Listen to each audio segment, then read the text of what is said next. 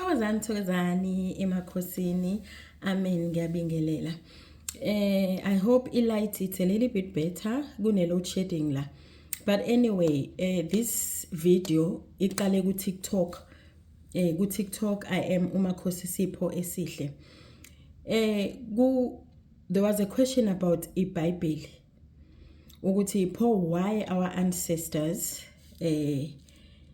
need or want iBhayibheli from Tina izangoma or abantu who has a spiritual gift, or why ama ancestors ethu edinga iBhayibheli kwa African spirituality, knowing exactly ukuthi the so-called Holy Bible ayikho right.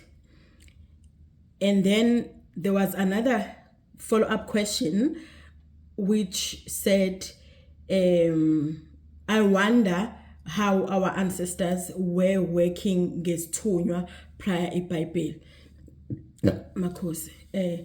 Hence I said asize sizoyiqedela la ku YouTube, because YouTube unesikhathi eside.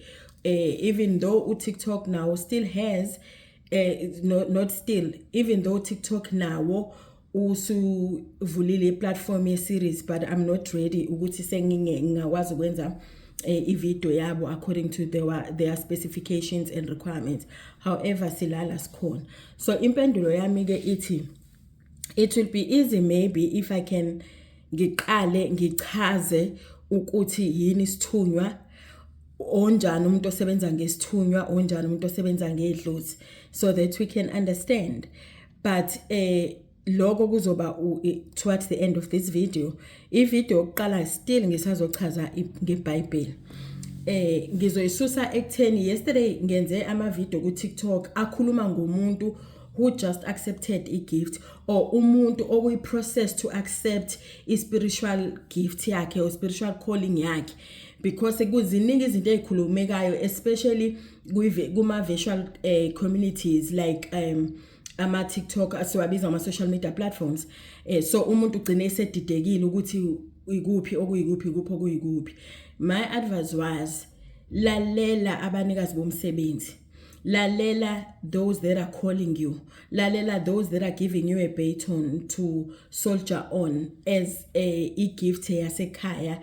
You were chosen, your family was chosen by God ukuthi you're going to be healers of that generation, was of that lineage again. You were chosen by God that you're going to be healers generation by generation. And we all know ukuthi there is this generation refuser is spiritual gift because is stigma. If you are a sangoma umthakathi, we know the stigma. I'm not going to waste time. So that is why ubona as if manje, since spirit is free, we are free. Sigwi freedom senza noma yini. So the spirit is also now free, and we also telling them must phahla ukuthi we are now free bantu abadala, ningafiki ngedepression, ningafiki ngeanxiety, because we are now free. Hence ubona abantu beze bethi izangoma zaze zangaka, abanye basuke bethwasela to break the generational curse ekhaya, ukuthi ba defy ipurpose kaNkulunkulu kamdala, ukuthi nina kamkhize kaGumede kambatha khumalo nizoba abelaphi. Kwafika le generation ethi nje not in our life, not in our generation thina like ogogo no mama bethu thina sino 40 years bathi no nje ayikho into ekuthiwa isangoma ngoma obuthakathi bese ababelungu nemithetho yabelungu. Anyway ke, so iBhayibheli lingena kanjani ke? iBhayibheli lingena ekutheni, even though abanye bekusuppressa akusuppressekanga, abanye babekuthanda ukuba abelaphi, sengikhuluma ngokhokho laba babizwa ngama ancestors, babekuthanda ukuba abelaphi, but babengafuni ukudingiswa, babengafuni ukuboshwa according to witchcraft laws. So what they did, they took a Bible as a weapon or as a shield, ukuthi no siyasonta thina, as ngiphuma la kwami ngifake leli jazi sikubiza ngeMnazaretha, ngifake leli jazi lami eliblue and white noma eliblue and yellow noma eligreen and yellow ne ugogo efaka iduku elimhlophe nesiphike esimhlophe thi no mina ngenkonzweni nali iBhayibheli lami uyangibona ukuthi ngenkonzweni uma sebefika ngaphakathi kulamasonto kamoya sinamasonto kamoya maningi amasonto kamoya ama ZCC ama Nazaretha abapostoli maningi amasonto kamoya aqalwa because of lento engishoyo bethi uyabona iBhayibheli even omakhelwane mabebuka even ipayi zabelungu ezayibuka zibona ukuthi laba bayasonta nali iBhayibheli futhi mangabe bengaphakathi kule handle lesonto abayakhile bacula amaculo enkolo bacula oJesu moyo ingcwele bashaya izandla kanti bona with the intelligence esinikiwe naturally by umdali noma umenzi wezinto ezinhle babazi okhokho bethu ukuthi thina njengoba sishaya izandla sicula sishaya isigubhu siyavusela sivusa laba bangaphakathi kuthina ukuthi mabaphakame bakhulume bahlolela umuntu that is why uthola ukuthi umuntu mayinenkinga kuthiwa uhambe esontweni elithile lezayoni bazofike bakuhlolele bakutshela ukuthi inkinga ikuphi bese bekunika isiwasho ulapheke la ngena kanjalo ke iBhayibheli in this African spirituality or in this spiritual gift yethu la ngena kanjalo iBhayibheli yangena kanjalo iNazaretha to replace amabhayi zangena kanjalo intambo nazi zangena kanjalo intambo to replace ubuhlali because it was a disguise ama ancient okhokho bethu nabo babethi okhokho bethu basembulele ukuthi ukuze siqhubeke nomsebenzi wabo as disguise kanje so amajazi angena kanjalo intambo lezi ezibizwa ngamabhidani nalezi zangena kanjalo neBhayibheli langena kanjalo so the question was why our ancestors pho belifuna iBhayibheli bebebazi ukuthi iBhayibheli li wrong iBhayibheli lalethwa to oppress us and to make us to enjoy being slaves to make us to worship umlungu that is why nama missionaries kwakulethwa abelungu azoba umfundisi omkhulu anekwindawo okuhlala omama bethu babenzele itiye enkomishini ezifayo wara we know the story so okhokho bethu it's not that babengayiboni le nto babeyibona but kuthiwa sibatsha sibanxibile you need to sacrifice something to gain something so bona ba sacrifice amabhayi ba sacrifice ubuhlalu ba sacrifice ukusho out there ukuthi siyizangoma rather bathi saba prophet sabathandazi but bebe besebenzisa their own spiritual gift ngaphakathi and then sengichazileke iBhayibheli I hope you understand why pho silibeke emsamo why pho ulibeke ethempelini lakho why abanye mabehlola belivula iBhayibheli remember igift it's in your genes ikuwena igift there is nothing ephathekayo even ibhayi makhosi even ibhayi makhosi ningixoleleke mina ngomuntu othi mekhuluma into kamoya abaphakama even ibhayi even ubuhlalu abuyiphethe igift igift it's within you it's in your DNA so why do we wear amabhayi why do we sifaka ubuhlalu why do we light candles why do we carry Bible why do we carry ishoba it's because ilento sitshela abantu ukuthi asibakhonzi we do not praise spirits we do not praise amadlozi wethu we appease them and we show them we acknowledge them ngani ngendlela ababethanda ukugqoka ngayo if kukhona ugogo noma umkhulu wayethanda ukugqoka leli bhayi useyalibona njengamanje because they are in spirit remember spirit never dies ispirit isihamba nami everywhere I am so the moment I pick up ibhayi alithandayo his favorite bhayi uyajabula bese kuthiwa uphakamisa isithunyo the moment ngiphupha introduce ngalama beats bese ngiwathatha ngiwahlambulula ngiwabika ngiwafaka uyajabula so if because he is in me or she is in me around me every time mayibona uyabona ukuthi I'm respecting him or her and I'm acknowledging him or her so this is a portal uyangisondela even neBhayibheli ke because njoba ngisho khona abangenwa ababishop khona abangenwa abefundisi because even bona ubufundisi ukuba umfundisi it's a spiritual gift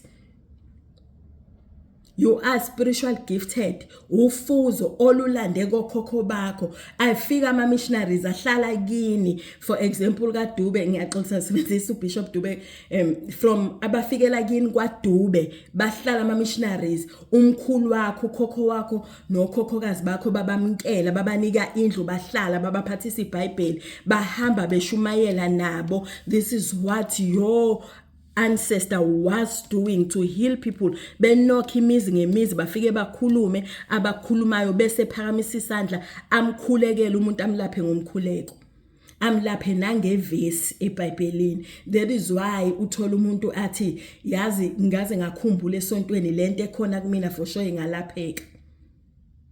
That is why iBhayibheli is important, and that is why I say to you, if wamkela igift yakho awuzame ukufilter into izwe endlebeni zakho. Umuntu athi awulidinga iBhayibheli, it means you are suppressing ukhokho wakho owayephatha iBhayibheli ukuza lapho umuntu, whether wayeliphatha elizonda because khona babeliphatha bengalifuni but lalibavumela ukuthi ba practice bekhululekile because umuntu wayebona iBhayibheli bese yasuka kuyena aqhubeke kwenza umsebenzi wakhe. So now uma uliphethe iBhayibheli uzosondela. Khona babeliphethe ngokuthembeka, belithanda iBhayibheli, bekholelwa lona because they were manipulated, brainwashed, thinking ukuthi iBhayibheli is the book. So if uliphethe nawe iBhayibheli uyakusondela. Uyakusondela. So musukuthuka ulithuke iBhayibheli uthi angilifuni iBhayibheli mina etempelini lami, ubulikhonjiswa uthi angilifuni iBhayibheli endumbeni yami, but bayakukhombisa ubusuku umuke walala nje masuthonga ebusuku uyalithonga iBhayibheli. Mina ngathonga leli lezulu okuthiwa umlomo obovu, ilele kuthiwa linomlomo obovu. Sengizoliphikisa just because ngizomunye umakhosi ethi iBhayibheli alihambelani ne-gift, ne-spiritual gift. Kanti mina ngilalela umakhosi noma ngilalela abanikazi begift. Mina amakhehla ami akhona khona elilodwa elali umshumayeli 7th Day Adventist. Lali umdala lumshumayeli 7th Day Adventist. Lazi ladlula emhlabeni lumshumayeli 7th Day Adventist. Uma esebuya kumina uyabuya ngichazela ukuthi cha, thema ngifika ngale kwathiwa no. Wena uhambe emhlabeni wone uABC, masikhuluma ngokuthi wonile uhambe uthukile, thina ubusithuka, uvumela laba basibiza ngamademoni, ungabakhuzi, buyele emuva uyohlambuluka, uthethelelwe izono zakho before ubuye. That is why afika kumina ezointroduce kumina ukuthi ucela ngimsize ngimweze abe ithonge elihle kuthina nelineage yami, abe idlozi elihle because uvalelwe ngale abamamkeli. Ngakwenza lokho makhosi. So uma esefika through iBhayibheli, mangeke ngaliphatha iBhayibheli, ngine gift, nginesithunywa okuthiwa izazi, gift of knowing. Sometimes a person ungibuza umbuzo ngimnika impendulo ajabule nama ngazi ngiyithathe ephi impendulo, and it was the first time I hear that question kodwa ngakwazi ukumphendula. Because it's a gift that I have engayithola through yena umkhulu after ngimlungisela into zakhe waphenduka wangibonga wathi nami uyazi ukuthi I had a gift of knowing. You know exactly ukuthi ngangakwazi ukufunda, but iBhayibheli ngangithi akuvula uGenesis 15 verse bani bese ngiyawusho as if ngiyakwazi ukufunda but I never went to school. Nogogo wami uzaluma wami benjalo. Ubevulisana iBhayibheli athi vula incwadi eBhayibhelini asho noma yipi incwadi noma athi uJobe athi funda uJobe 5. Akakwazi kodwa ukufunda, akazi noma uJobe ugcina ku5 noma uJobe ugcina ku15. It's power of knowing, izazi. Nabo ke babe nezazi, that gift abayidlulisela kumina. So be careful ukuthi yini oyizwayo, filter into oyizwayo, lalela abanikazi bomsebenzi more than ukuthi ulalele thina.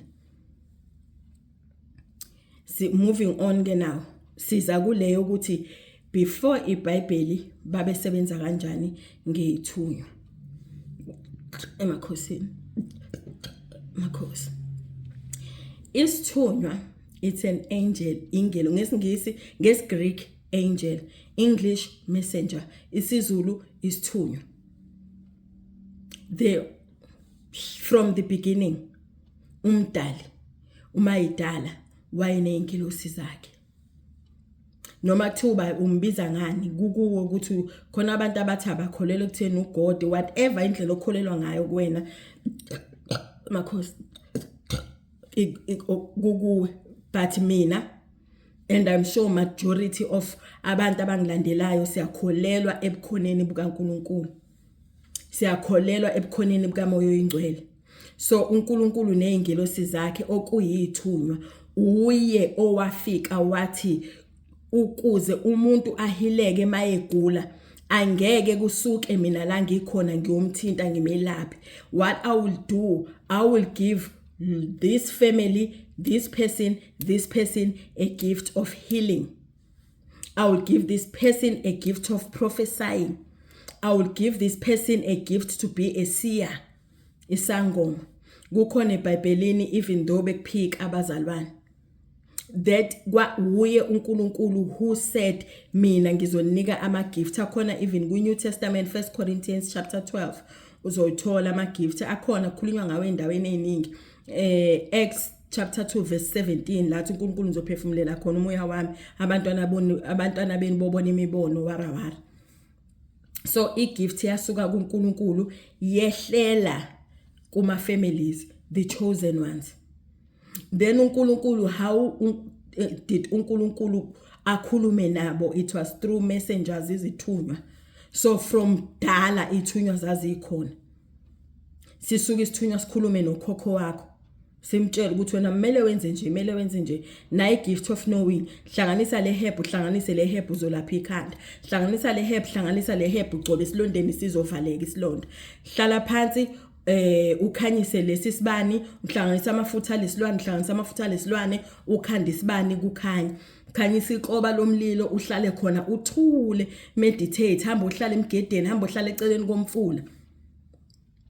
Babeholwa ithunywa ikamdala, ithunywa ikamenzi. So ithunywa kade zabakhona ifikanga neBhayibheli ithunywa. Bese kuba khona ke lezi ithunywa umuntu athi mina nginesithunywa nginalidlozi. Most of those people, angisho ukuthi bonke, abanye babo they choose ukuthi bathi banezithunywa because it's kind of fancy to have isithunywa than to have idlozi. It's like fancy.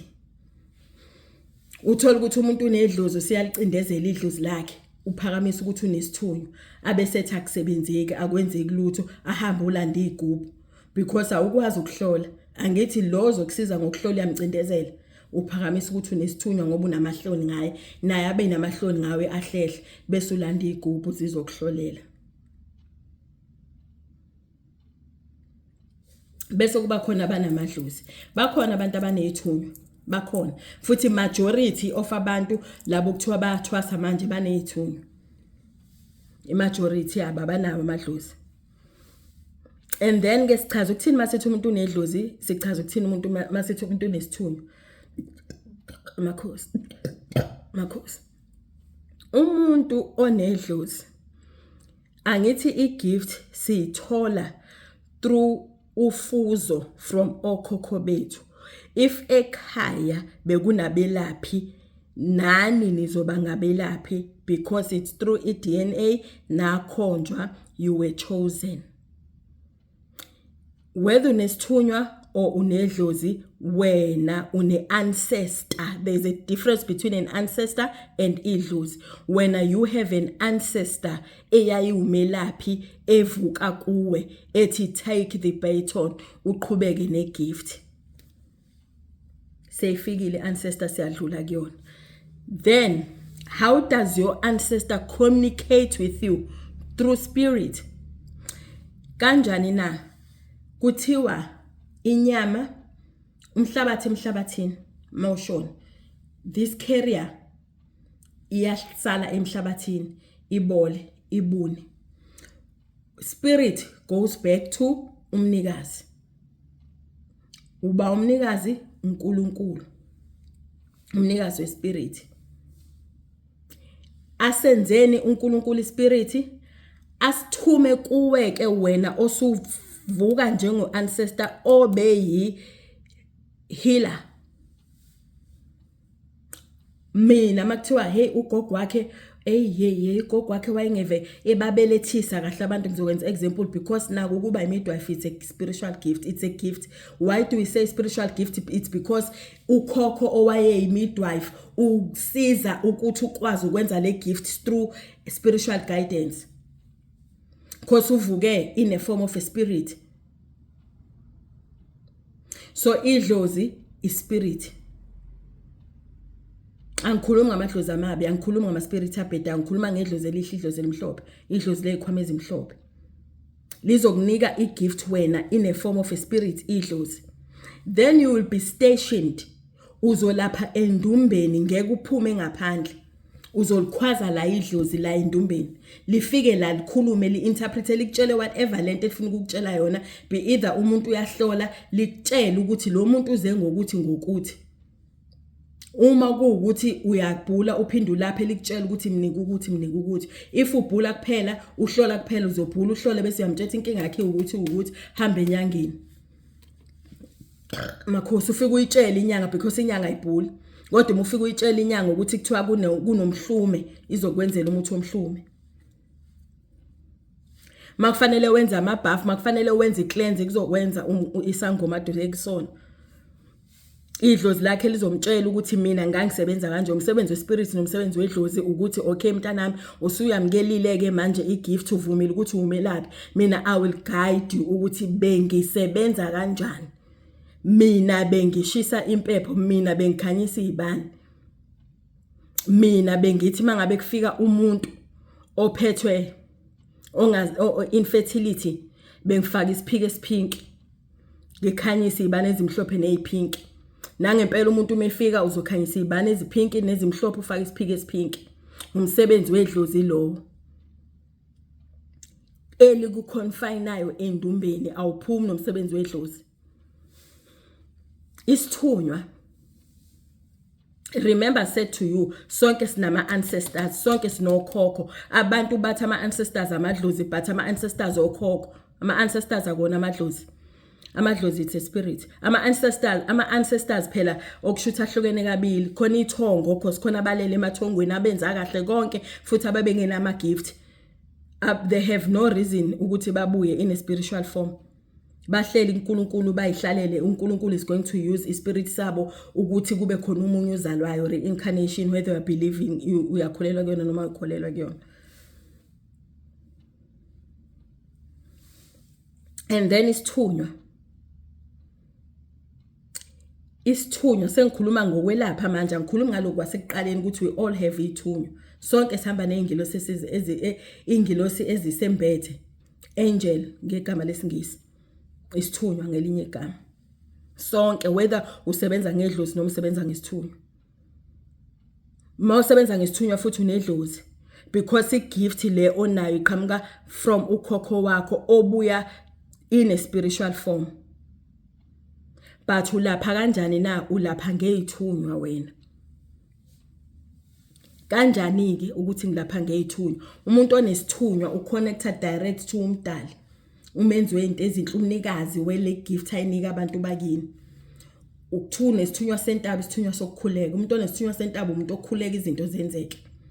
So ngizokhuleka mina mangikhuleka owami umkhuleko awudluli kumuntu, awudluli not kumuntu, awudluli ku spirit, awudlule edlozini kuma idlozi lingithathela wona lingihambisela wona esithunyweni, isithunywa siuhambise kumdali.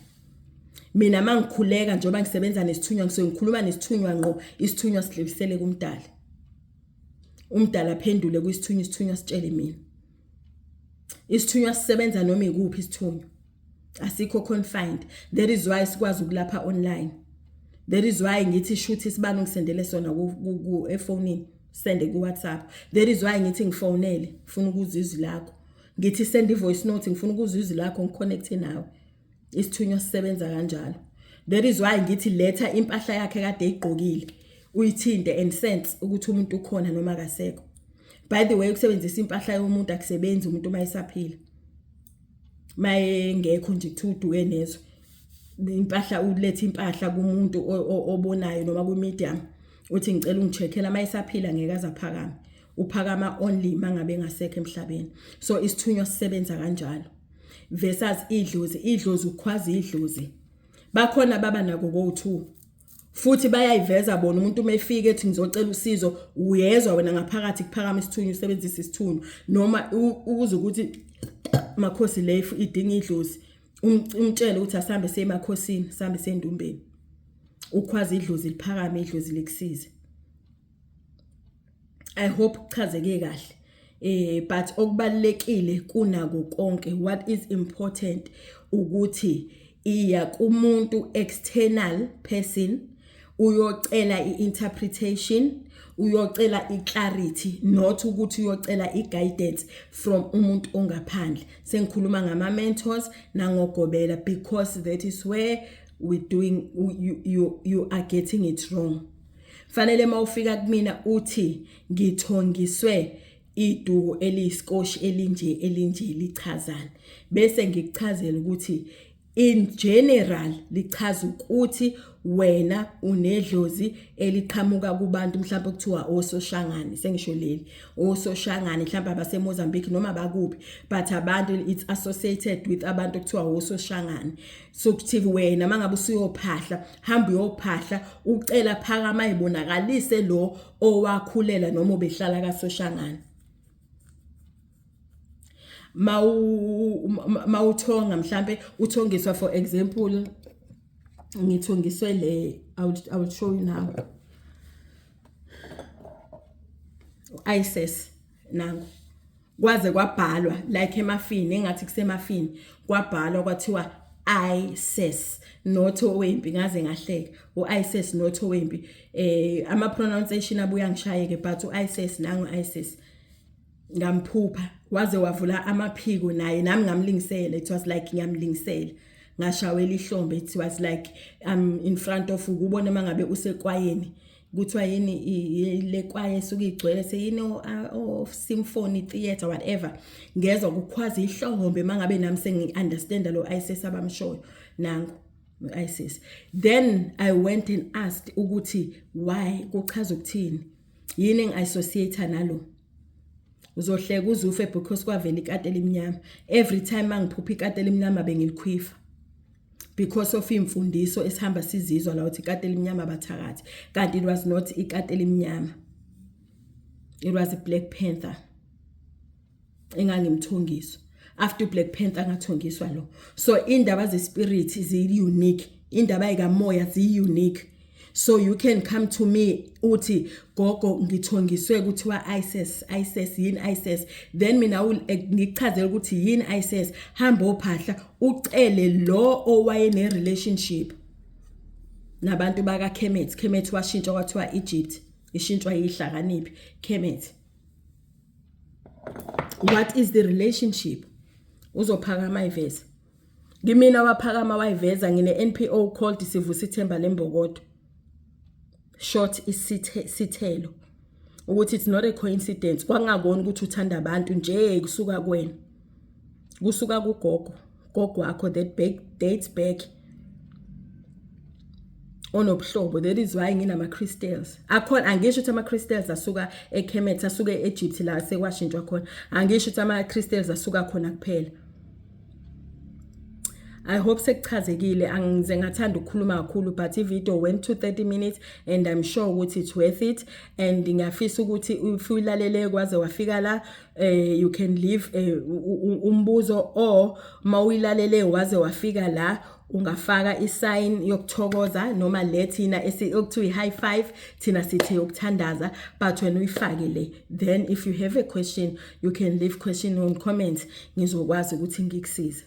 Le video futhi iya kakhulukazi kulabo abantu abasuka eksindisweni but bayaphoqeka bayaphusheka ukuthi they must accept their spiritual gift because isikweletu iyadingeka and uma ungabalalela abantu abadala benza lento okuthiwa isolation they strip you naked bakuphuca yonke into from ukuba nemali kwi account yakho usale no 00 uze kulahleke kwayilona ikhadi mase befike kahle abantu abadala sixoxele ngawe kuthiwa wayengeve nemali wayishade kahle kabi yahamba indoda owahamba umfazi zamshiya ingane emakhosini makwanda ukukhanya kudede umnyama camakho.